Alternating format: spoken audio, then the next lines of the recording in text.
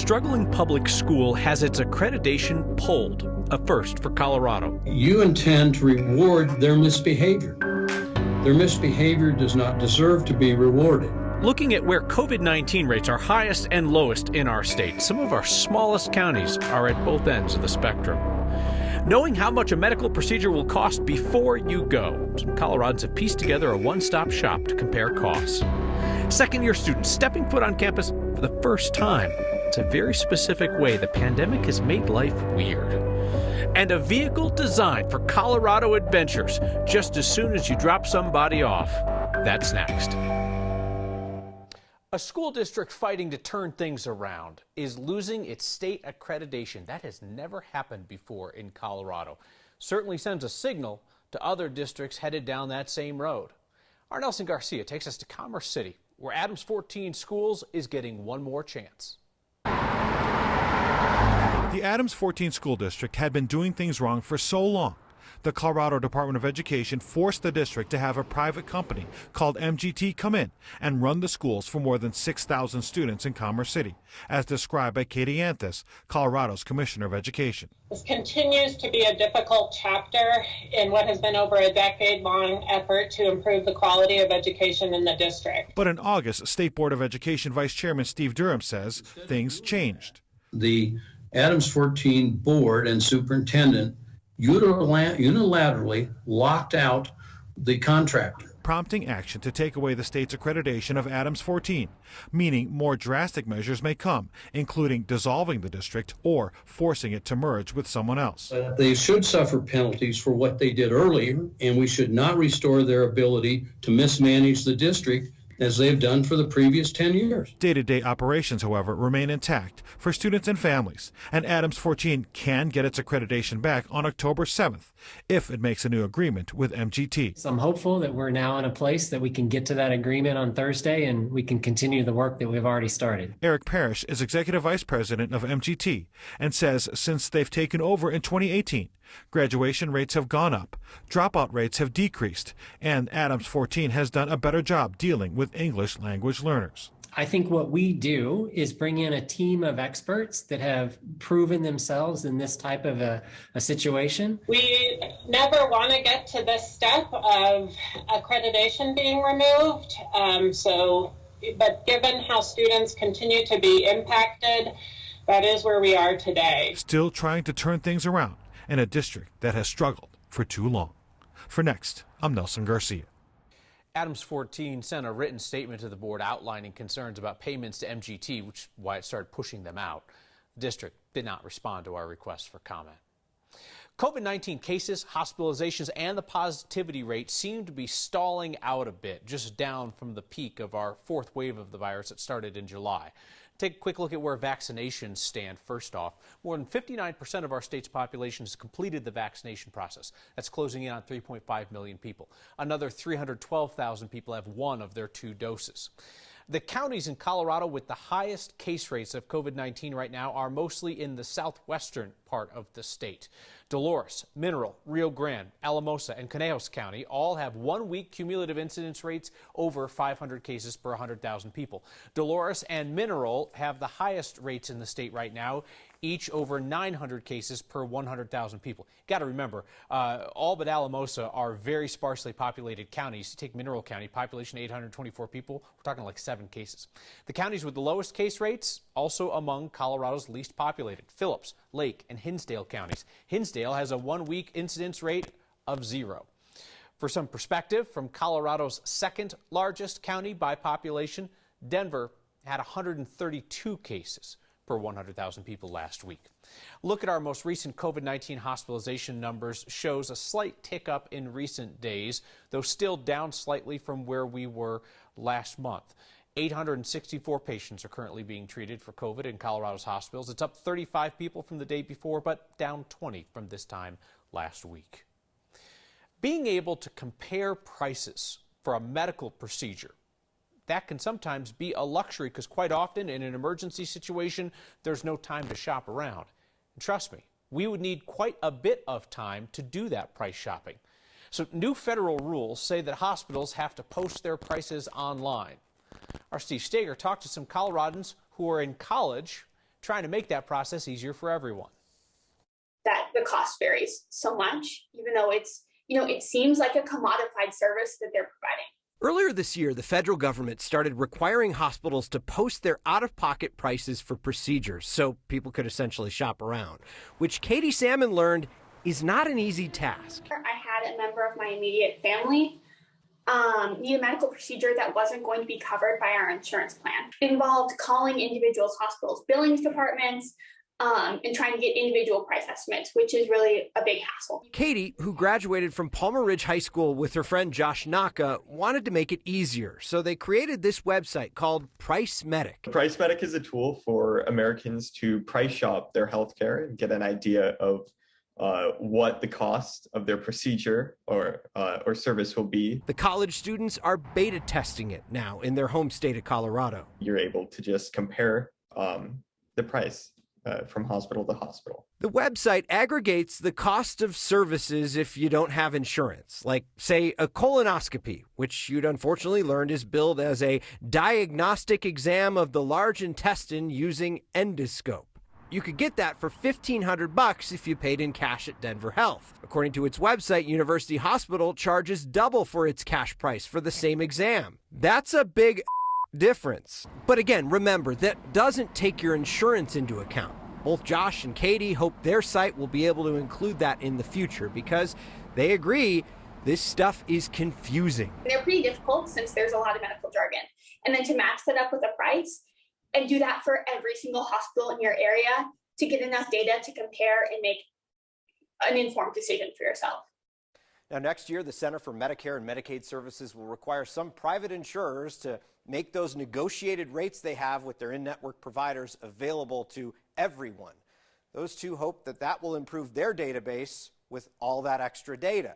They also hope to go national, expanding soon to other states, Kyle. So, Steve, you're telling me today that a number of hospital systems, you can go to their website and plug in a whole ream of data and get back an estimated price, and then you go to the next hospital system or provider and you type it all in again, then you get it, and you do it again and again and again. It's not very consumer friendly. You think about it. You would have to go to that hospital system's website, enter in all the minute details about your plan, your member number, group number, your name, all of that information in order to get the estimates for the prices for the in-network services and procedures that exist for your insurance company. Now think about that. You go and do that with one provider, then you have to go to another hospital and do it with that provider. Think about the amount of time that takes.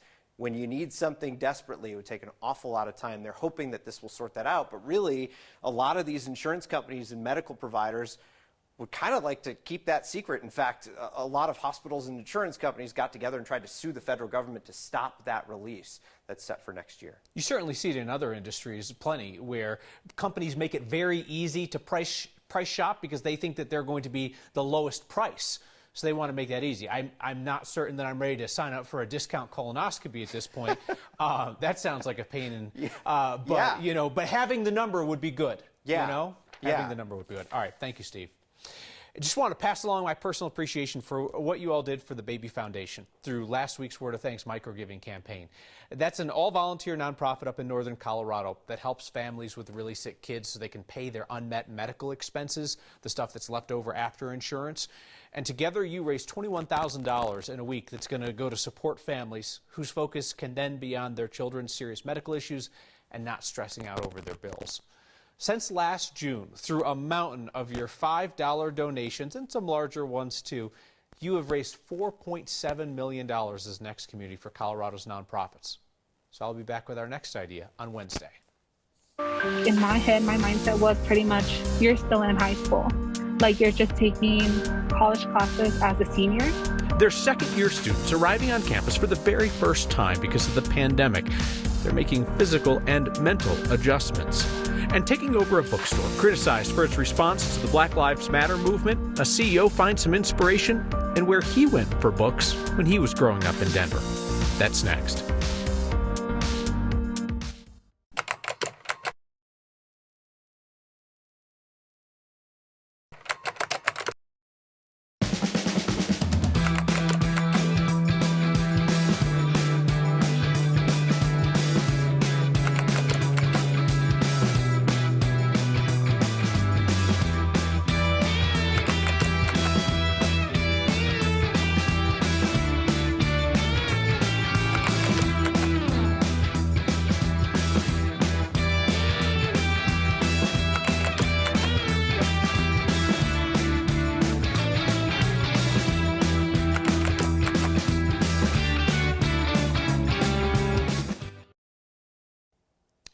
school is tough in some novel ways for students during the pandemic. I mean, think about sophomores this year, both high school and college sophomores. They're setting foot on campus for the first time, basically, as second-year students. Hasn't been easy for kids like MSU Denver sophomore Aneth Castillo. She was on campus once her freshman year, had to pick up her school ID.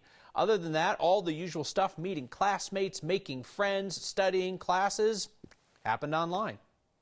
I actually really like going to school, something I enjoy doing. So kind of missing out on that put me in like a depressed state because I wouldn't leave the house. And part of going to school is that like being able to leave the house and being able to see other people. But when you're just at home and like taking your classes online, it's like you have nowhere to go. I don't know, it was kind of like passive work and like a passive idea where it was just like, I'm showing up and hopefully that gets me the grade I want. There's been so much focus on the freshmen. Anth provided a perspective that we've been looking for a while. And she told us when she arrived on campus for the first time this year, essentially felt like being a freshman, but with the workload of a second-year student when they assume you know your way around. I mean, literally, like she talked about the little challenges, like making sure that she was there on time and locating her classrooms. Her advice to other students this year, be willing to ask for help. Advocate for yourself. Honestly, ask somebody, ask an adult, ask a parent. I mean, not a parent, but like ask the people around you. I found a lot of people were very kind and they were like, yeah, like, you know, what you're looking for is right around the corner. It's here, it's there. Anna told us that she feels like this school year, like life in her perspective, is what you make of it. So her hope for her class of 2024 is that they'll make the best of their remaining years on campus.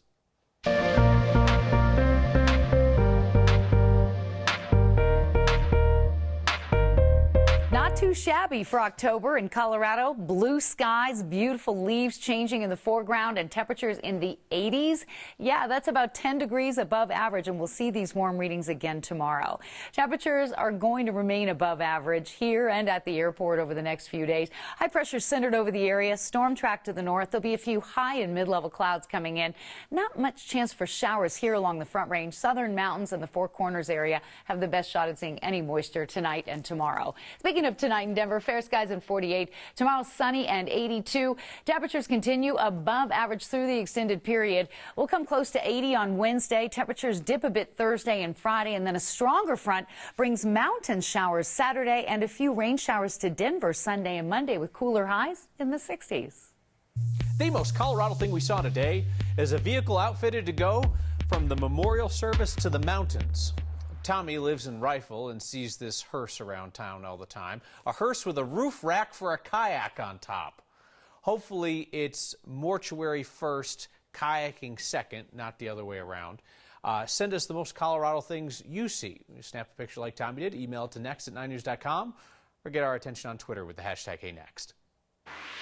Changing who readers see, right when they walk into bookstores. Look, I'm here. I'm in a book, and it looks like me. That's something they feel proud about. And it is a sign that proclaims the politically obvious. Or does it? Next.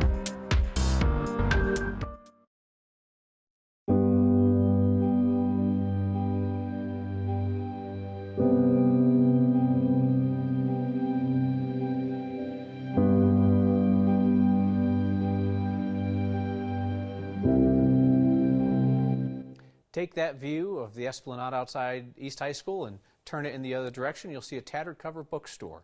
That bookstore group's new owner, an investment group, has been closely watched by the community to see if they're going to change course from the prior management, which drew a furious reaction when it professed neutrality on Black Lives Matter. Our Byron Reed caught up with Tattered Cover's new CEO, a Denver native, who's making a statement front and center in their stores, one based on his own experiences growing up in Denver. Sometimes when writing a new story, reading stories from the past can be an inspiration. Finding those writers and those artists and giving them the spotlight that they deserve, that's all we're trying to do. Kwame Spearman is the CEO and co-owner of Tattered Cover Bookstores, who recently partnered with his 91-year-old mentor, Clara Biarosa, to focus on educating others about diversity in literature. To go to that store and to see books and to see covers of books with people who look just like me, taught me that really anything was possible. In 1984, she opened Denver's first Black-owned bookstore called the Human Experience, specializing in books for people of color. Books represent something significant.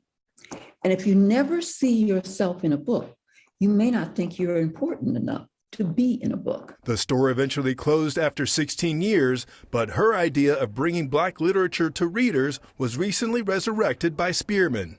He created the Human Experience section at the front of his bookstores so readers can learn more about underrepresented authors. Human is a way in which we can find diverse authors, particularly Black authors, who have narratives and stories that may not have been told. Both agree the goal is to bring Black literature into all types of communities to help create a new narrative for the next generation. This was something that I had started, and it never occurred to me that it would continue in that way. For Next. And so Human lives. I'm Byron Reed.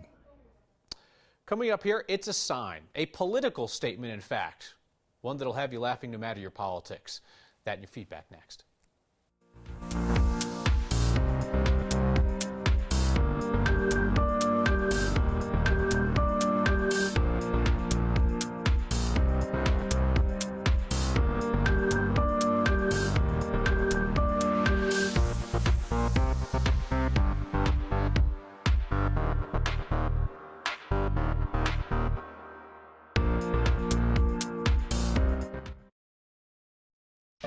It's a sign with a political message that appears to be true. Jared Polis, not my governor, reads the bumper sticker on the car with South Dakota plates.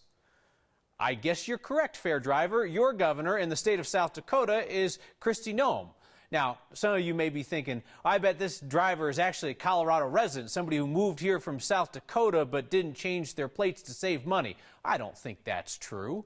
I'm pretty sure that law and order types would want to follow Colorado law and register their plates within 90 days. I'm also pretty sure that you don't just move here and get so jacked up about your new governor that you go out and get an anti-Jared Polis bumper sticker within 3 months. So I am entirely confident that that is actually somebody from South Dakota passing through Colorado and just confirming for all the world to see that Jared Polis is not, in fact, their governor. Lisa wrote in tonight about Steve Steger's story about comparing medical pricing, noting that one huge factor in medical expenses is what codes are used for a procedure. Great reminder to make sure that you are comparing like codes so you don't accidentally end up comparing apples to oranges. Tom Urban writes in to say, did Kyle marry the boss's daughter? How else do you get so much time off?